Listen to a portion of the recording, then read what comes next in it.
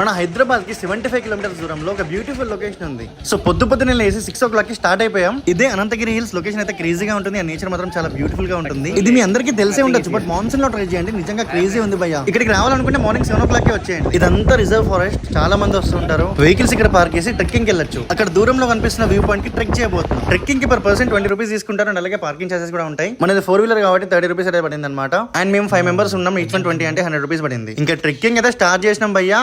కొంచెం దూరంలో అలసిపోయారు మన వాళ్ళు. ఈ మధ్య వర్షాలు పడుతున్నాయి కాబట్టి స్లిప్ అయితే ఉంటుంది, చూసుకోవాలి. మేమైతే నిజంగా చాలా అలసిపోయాం బ్రో. కింద మీద పడి లాస్ట్ కి అయితే ఫైనల్ డెస్టినేషన్ కి అయితే రీచ్ అయిపోయాం. అండ్ మా అందరి మైండ్ లో ఒకటే డైలాగ్ రన్ అవుతుంది, తిరుపతిలో వెంకటేశ్వర స్వామి చూసినప్పుడు కూడా ఇంత ఆనందం కలగలేదురా. ఇదే వాచ్ టవర్ అనమాట. పైనకి ఎక్కేయడమే ఇంకా. పదండి. లిటరలీ గైస్, ఈ రోజు వీకెండ్ కాదు కాబట్టి బతికిపోయాం. నిజంగా చాలా ప్రశాంతంగా ఉంది ఇక్కడ. నేచర్ లవర్స్ అయితే ఎంజాయ్ చేయొచ్చు. ఎందుకంటే ఇలా ఫారెస్ట్ లో నుంచి పికాక్స్ ఇలా అరుస్తా ఉన్నాయి. మన 360 degrees మొత్తం గ్రీనరీ ఉంటుంది. దీనికంటే ఇంకేం కావాలి చెప్పండి. మేమైతే చాలా బాగా ఎంజాయ్ చేసాం. కానీ దిగేటప్పుడే తోలు తీరిపోయింది. కానీ ఎక్స్పీరియన్స్ బాగుంది.